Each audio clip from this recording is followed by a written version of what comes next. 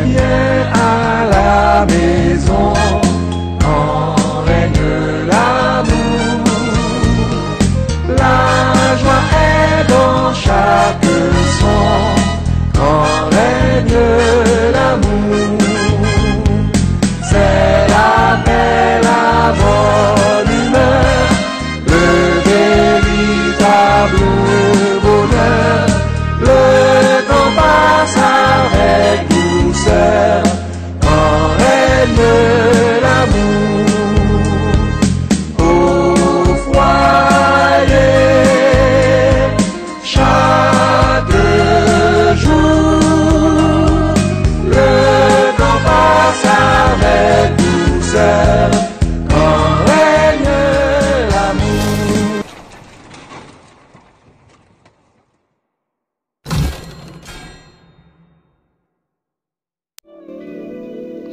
Bien-aimés, amis des ondes, chers internautes, bonjour ou bonsoir. Notre causerie s'intitule « 4 autres étapes essentielles pour construire un mariage réussi ». Que le Seigneur, dans sa grâce, nous assiste puissamment par son Esprit Saint tout au cours de notre causerie. Amen. Amen. Partout dans le monde, on n'a pas besoin d'observer très attentivement pour se rendre compte que le mariage, en tant qu'institution, a pris un grand coup dur. Mais Dieu, malgré tout, n'abandonne jamais ses enfants légitimes qui font partie de cette première institution créée en Éden. Posons-nous cette question. Comment un couple, dans notre société actuelle, peut-il fonder un mariage qui dure toute la vie ou vivre heureux pour toujours? La construction d'un mariage heureux nécessite un plan et un engagement à y travailler dur. Voici 4 étapes essentielles pour construire un mariage réussi. Étape 1. Édifiez votre mariage sur le véritable amour, c'est-à-dire sur l'amour réel. Le véritable amour veut comprendre les besoins de l'autre et est disposé à renoncer au moi pour le bien de la relation.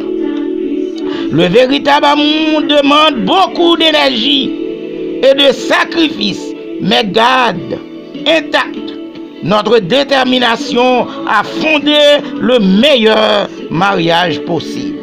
L'apôtre Paul, dans 1 Corinthiens 13, versets 4 à 7, nous affirme ceci: l'amour est patient, l'amour est serviable, l'amour n'est point envieux, l'amour ne se vante point, l'amour ne s'enfle pas d'orgueil, l'amour ne fait rien de malhonnête, l'amour ne cherche point son intérêt, l'amour ne s'irrite point, l'amour ne médite point le mal, l'amour ne se réjouit pas de l'injustice, mais il se réjouit de la vérité.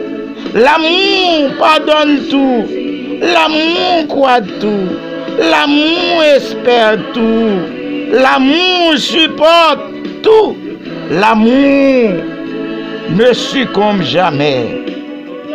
Étape 2. Accepter les défauts et les imperfections de l'autre. Dans le mariage, nous devons apprendre à nous valoriser l'autre et à accepter le fait que nous ne soyons pas parfaits. Nous parlons d'avoir un mariage rempli de grâce. La grâce est quelque chose que vous donnez à quelqu'un sans qu'il ne le mérite. Ce qui est merveilleux au sujet de la grâce, c'est que vous ne pouvez ni la gagner, ni l'acheter.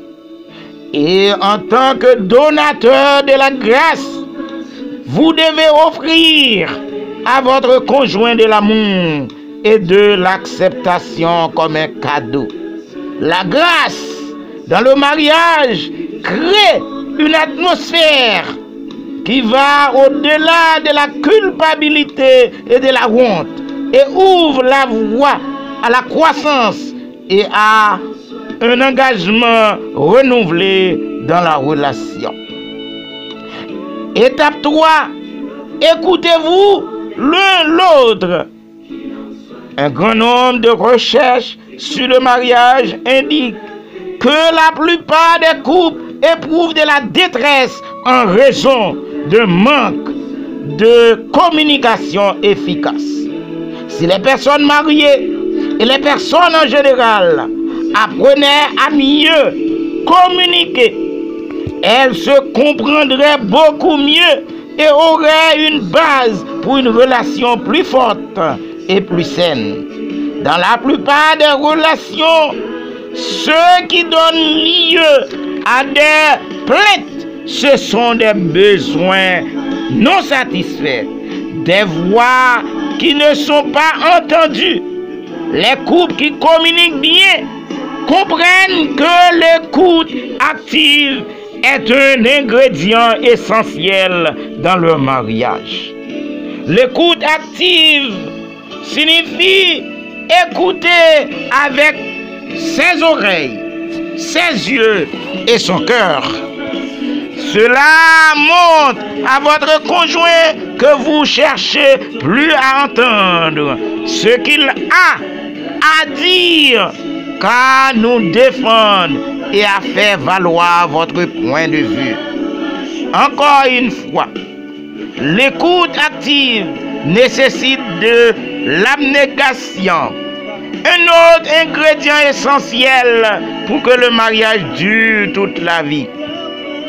Lorsque chaque conjoint se sent entendu et compris, le couple se rapproche l'un de l'autre. L'intimité augmente, l'engagement de l'un vers l'autre et la relation s'en trouve renforcée. Nous vous conseillons, chers amis des ondes, de revoir nos vidéos précédentes, d'une façon spéciale, celle qui porte le titre « Sur quoi fonde votre foyer ?» Sur quoi fonde votre foyer? Étape 4. Étreignez-vous davantage. L'étreinte est un moyen facile de se reconnecter tous les jours. Lorsque nous nous étreignons ou que nous nous touchons, de l'oxytocine est libérée. L'oxytocine est l'hormone qui renforce notre bien, notre lien avec l'autre personne. Elle diminue également la pression artérielle et réduit le stress. Ainsi, nous encourageons les couples à s'étreindre pendant 1 minute chaque matin avant de se séparer et tous les soirs quand ils se retrouvent ensemble.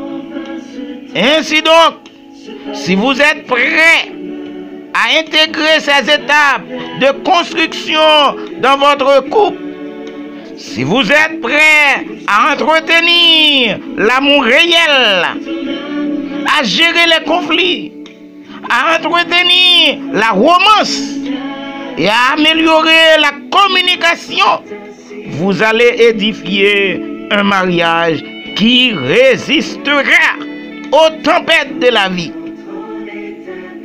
Les couples qui apprennent à travailler ensemble, en équipe, pendant les bons et les mauvais moments, verront leur mariage non seulement survivre, mais prospérer.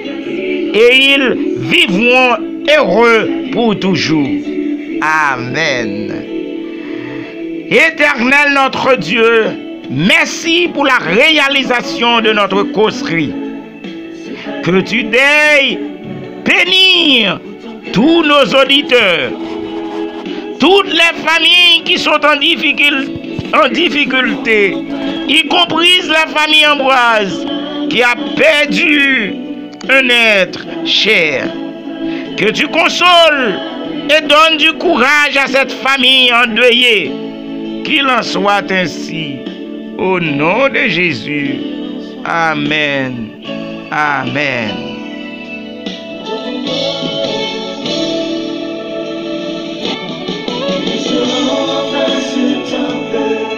Ce palais tu demeures, où ton cœur de père nous comble de sa grâce.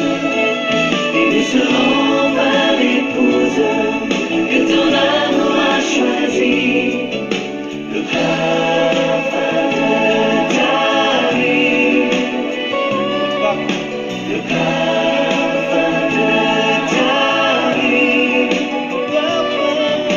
le parfum de ta vie, qu'il en soit ainsi.